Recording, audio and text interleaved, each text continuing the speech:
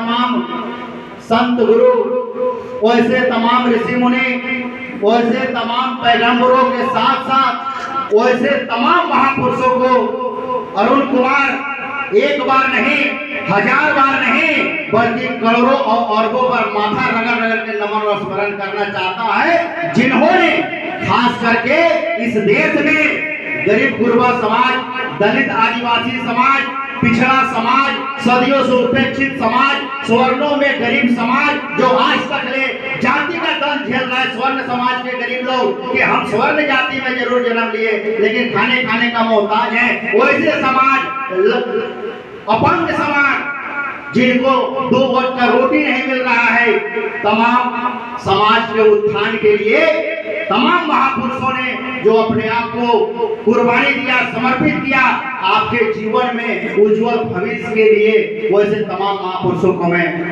नमन करता हूं, स्मरण करता हूं। साथियों, ये महापुरुष क्या है? ये महापुरुष को हमें क्यों नमन करना चाहिए? ये महापुरुष लोगों को हम लोग क्यों याद करते हैं? आपको मैं बताना चाहता हूं, वो महापुरुष क्या ही देन है। आज जो हम लोग के चेहरा पर, आज जो हम लोगों के शरीर पर जो थोड़ा थोड़ा कपड़ा अच्छा आने लगा है, ये उन्हीं महापुरुषों का देन है। इसलिए हम लोगों को नमन करना चाहिए।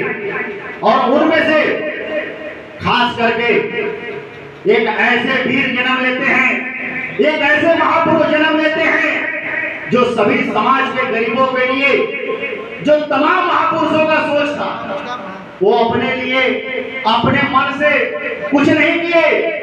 तमाम जो महापुरुष थे, चाहे आपका संत कबीर साहब हो, संत रैदास साहब हो, महात्मा ज्योतिराव फूले हो, माता सावित्रीबाई फूले हो, संत गाडगे हो, लड़ई सिंह यादव हो, या आपका शहीद जगदेव प्रसाद कुशवाहा जी हो, ऐसे तमाम महापुरुषों का जो विचार था, या धरती में जन्म लिए भगवान बिरसा मुंडा जी, नीलांबर पतांबर, सिंधु कान्हो, चांद भैरव, ये जितने महापुरुषों का जो शहीद हुए, जो अमर शहीद हुए, इनके विचारों को, जो इन लोगों का लड़ाई था, जो इन लोगों का सोच था, उनको विश्व में सबसे अच्छा भारत का संविधान में उनके विचारों को समाहित करके जिन्होंने ये गरीब गुरबा समाज का उत्थान के लिए भारत का संविधान दिया, बाबा साहब डॉक्टर भीमराव अंबेडकर जी, उनको मैं श्रद्धा का सुमन अर्पित करता हूं और बार बार नमन और स्मरण करता हूं। और उनका संविधान आप लोग जानते हैं, आप लोग फोटो में देखते होंगे कि बाबा साहब जब भारत का संविधान कांग्रेसी नेता पंडित जवाहरलाल नेहरू, डॉक्टर राजेंद्र प्रसाद, सरदार वल्लभ भाई पटेल और लोगों को जब संविधान दे रहे होते हैं, तो आप लोग फोटो में देखे होंगे कि बाबा साहब के चेहरा पर मुस्कान था। बाबा साहब जीवन में उतना खुश पहली बार थे जब वो संविधान को सौंप रहे थे। और उस समय का मैं एक घटना आपको बताता हूं। जब वो संविधान सौंप करके और नीचे आ रहे होते हैं स्टेज पर से, एक पत्रकार महोदय उनसे पूछते हैं कि बाबा साहब, आपको मैंने पूरे जीवन रोते पीटते गिड़गिड़ाते गरीब गुरबा समाज के लिए लड़ते, हमेशा जो है दुखी आपको चेहरा को हम लोगों ने देखा। आज क्या कारण है कि आपका चेहरा पर खिलखिलाहट है, आपका चेहरा पर मुस्कान है? बाबा साहब जवाब देते हैं कि पत्रकार महोदय, आपका सवाल बहुत अच्छा इसलिए है कि मैं सब दिन अपने इस गरीब गुरबा समाज के लिए दुखी रहा, पीड़ित रहा, उनके लिए सोचता रहा, लाखों अपमान सह करके उनको कैसे सम्मान मिले, इसके लिए मैं हमेशा सोचता रहा। लेकिन आज मैं जो इस देश का संविधान, जिसमें कानून है, जिसमें सबों का मान सम्मान स्वाभिमान छिपा हुआ है, उसी के चलते हक और अधिकार मिलने वाला है। और जो समाज सपना में वे नहीं सोच सकता था कि हम इस देश पर राज करेंगे, राजा बनेंगे, उनको राजा बनने का भी उन्हीं में जो है सभी अधिकार दिया हुआ है। इसलिए मैं आज दिल से खुश हूँ। लेकिन पत्रकार महोदय कहते हैं कि बाबा साहब आप कहीं गलत तो नहीं ना सोच रहे हैं? अगर ये गरीब गुरबा समाज के दिल में राजा बनने का ललक होगा, जो ही पैदा लेगा राजा बनने का ललक, तो यहाँ जो है पैसे वाले लोग कोई 500 में, कोई 5000 में, कोई 5 किलो मुर्गा में, कोई 1 किलो मुर्गा में खरीद लेगा और राजा कभी नहीं बन पाएगा, पैसा वाला ही राजा बनेगा। तब बाबा साहब बोलते हैं कि आप सही बोल रहे हैं कि हमारा समाज के लोगों को खरीदा जाए, कभी जाति के नाम पर बंटवारा किया जाएगा, कभी धर्म के नाम पर भी बंटवारा किया जाएगा। लेकिन एक बात ध्यान जाएगा, ये जो गरीब गुरबा समाज है जिसका मैं लड़ाई लड़ा हूं, जिस दिन ये समाज चल गया उस दिन जो खरीदने वाले लोग हैं उनको कटोरा लेकर के भीख मांगने वाले लाइन में नजर आएंगे, और जो गरीब गुरबा लोग हैं वो राज गरीब नजर आएंगे। ये मैं जानता हूँ और ये आने वाला समय में ये होगा, ये मुझे पता है, इसलिए मैं मुस्कुरा रहा हूँ। अब साथियों समझिए, ये 1950 के लगभग की घटना। उस समय बाबा साहब सोचे थे कि ये जो गरीब गुरबा समाज है इसको राजा बनना है, लेकिन आज तक बाबा साहब का जो सोच था, राजा तो लोग बनने लगे, लेकिन जो सोच के बाबा साहब थे उस सोच का राजा नहीं बनने दिया। अभी आजादी के 75वां जश्न मनाया जा रहा है, एक पार्टी की ओर से घर घर झंडा लगाया जा रहा है। किस लिए लगाया जा रहा है? वो अपना प्रमाण पत्र दे रहे हैं, देशभक्ति हम ज्यादा जानते हैं, हम देशभक्त लोग हैं। अब बताइए, हम अगर मेरा पिताजी का नाम भुवनेश्वर राम हुआ, अगर मैं उनका बेटा हूं तो हमको प्रमाण दिखाना पड़ेगा कि हम भुवनेश्वर राम के बेटा हैं। जब ये भारत के हम लोग यहाँ के निवासी हैं, यहाँ के वंशज हैं, तो हमको सिर्फ प्रमाण पत्र झंडा लगवा के लीजिएगा। ये भारत देश जिसके लिए बाबा साहब जैसे लोग पूरा जीवन समर्पित कर दिए, आप झंडा लगवा के हमसे प्रमाण पत्र लेना चाहते हैं कि हम भारतीय हैं कि नहीं है? ये नहीं चलेगा, इसको लिख लीजिए। ये गरीब गुरबा समाज सब कुछ जान गया है और सब कुछ समझ गया है, आपका नौटंकी नहीं चलने वाला। साथियों, बाबा साहब के बाद जो बाबा साहब का सोच था, जो उनका सपना था कि ये गरीब गुरबा समाज आगे बढ़े, राजा बने, उसको दबा दिया गया। और दबा दिया गया तो ऐसा दबाया गया कि गरीब को गरीब कैसे रखा जाए, इसलिए बहुत षड्यंत्र से दबाया गया। और जब षड्यंत्र से दबाया गया तो ये बाबा साहब का जो सपना था, जो सोच था, वो कुछ समय के लिए शिथिल हो गया। लोगों को समझने नहीं दिया गया, लोगों को भटकाया गया कि तुम जाओ और तुम गीता पढ़ो, तुम कुरान पढ़ो, तुम कुरान पढ़ो, तुम बाइबल पढ़ो, तुम त्रिपिटक पढ़ो, लेकिन संविधान कभी नहीं पढ़ना, क्योंकि संविधान पढ़ेगा तो तुमको सब मालूम चल जाए।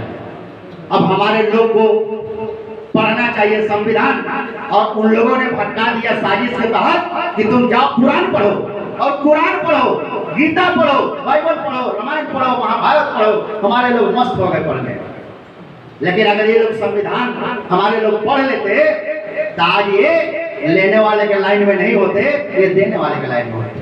तो उस मिशन जो अधूरा पड़ा हुआ था उसको एक आदमी समझे, जिसको एक आदमी समझे, जिन्होंने जब समझा तो अपना नींद, अपना चैन, अपना सुख, अपना सुविधा सब कुछ खो दिया और पागल हो गए। क्यों पागल हुए? कि जो मैं कभी सपने में भी नहीं सोचता था, ऐसा बाबा साहब ने संविधान दिया, उसमें सारा अधिकार दिया। लालच है मुझे, क्योंकि बाबा साहब ने 18 मार्च 1956 को आगरा के मैदान में एक बात को बोले थे, जो मानवर साहब काशीराम जी जिनका मैं नाम लेने वाला हूं अभी, उसमें जो पुस्तक पढ़े थे उसमें लिखा हुआ था कि मुझे मेरे समाज के पढ़े लिखे लोगों ने धोखा दिया। मानवर साहब उस लाइन को भी जानते हैं और उस पुस्तक को पढ़ते हैं, पागल हो जाते हैं। और सबसे पहले मैं आपको बताना चाहता हूं, मानवर साहब क्लास 1 के अफसर थे, एसी गाड़ी था, ड्राइवर सरकारी, 6 फीट के गोरा चिट्ठा। आप लोग जानते हैं आए भी है मानव साहब कांसीराम जी, और वो आदमी जिनका शादी भी सेट हो गया, शादी का लड़की भी देख लिया गया था। क्योंकि आप लोग जानते हैं नौकरी जब आदमी को लगता है तो सबसे पहले नौकरी वाला के लोग नोचने लगता है कि शादी करना है, शादी करना है। शादी भी सेट हो गया था मानव साहब कांसीराम जी का। और जब उनको इस संविधान के बारे में, इस गरीब गुरबा के हक अधिकार के बारे में पता चलता है तो सबसे पहला खत लिखते हैं जिनसे उनका शादी सेट हो। और वो बोलते हैं कि मैं जानता हूं आप बहुत अच्छी हैं, आपका मेरे साथ शादी भी सेट हुआ और मैं तो आपसे शादी भी करना चाहता था, लेकिन जब से मैं वो पुस्तक पढ़ा, बाबा साहेब के बारे में पढ़ा, बाबा साहेब ने इस गरीब गुरबा समाज के लिए जो अधिकार दिया, हक दिया, उसके बारे में समझा, तो मुझे माफ करना, मैं अब आपसे शादी नहीं कर सकता हूं और इसको अन्यथा नहीं लेना है। हमसे अच्छा लड़का दे करके आप शादी कर लीजिएगा, क्योंकि अब मेरा शादी में विश्वास नहीं है। अब मेरा विश्वास जो भारत में सदियों से अपेक्षित वर्ग गरीब गुरबा समाज है उसको उत्थान करने में लगाना है, इसलिए मैं अब शादी नहीं करूंगा।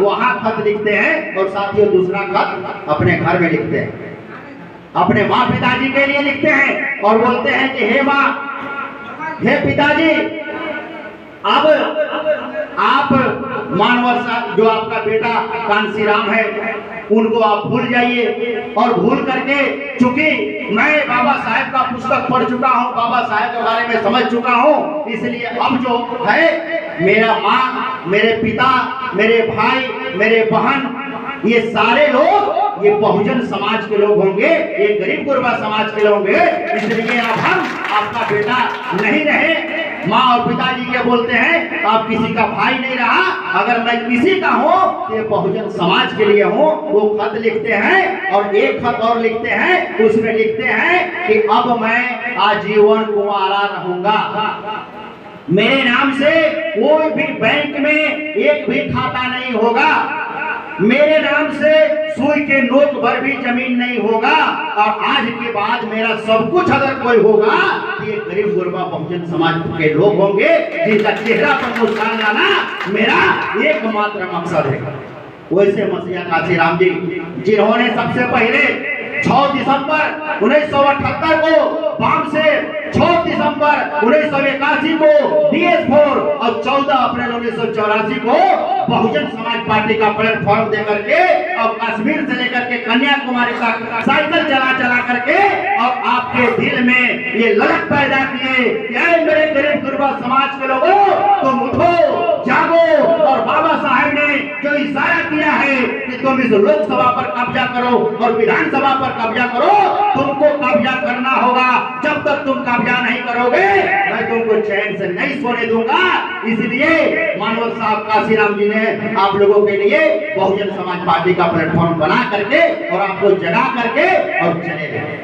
वैसे मानव साहब कांसीराम जी को अरुण कुमार नमन और स्मरण करना चाहता है, करता है। साथियों, वही मानव साहब कांसीराम जी अपने जीते जी आदरणीय बहन कुमारी मायावती जी, जो आज बहुजन समाज पार्टी के राष्ट्रीय अध्यक्ष हैं, और इस देश में अगर कोई गरीबों का आवाज उठाता है, इस देश में अगर कोई नरेंद्र मोदी और भाजपा से लड़ने का साहस रखता है, तो बहन कुमारी मायावती जिनको आयरन लेडी, जिनको देश का शेर नहीं बोला जाता है, उन्हीं में क्षमता है, बाकी कोई नेता में नहीं है। उनके नीति और सिद्धांतों में आस्था रखते हुए साथियों, आज इसे यहाँ इस कार्यक्रम में जो उपस्थित हैं, चूंकि पहले से ज्यादा लेट हो चुका है, कार्यक्रम में जो उपस्थित है हमारे वामसेव के कोऑर्डिनेटर, हमारे गार्जियन चाचा रघुराई राम जी, वामसेव के हमारे शिवनाथ गुरु जी, इस कार्यक्रम का आयोजन करता हमारे भाई एनर्जेटिक डायनेमिक, अभी इनका और जवान भाषण आप लोग सुन रहे थे, मनीष कुमार सिंह जी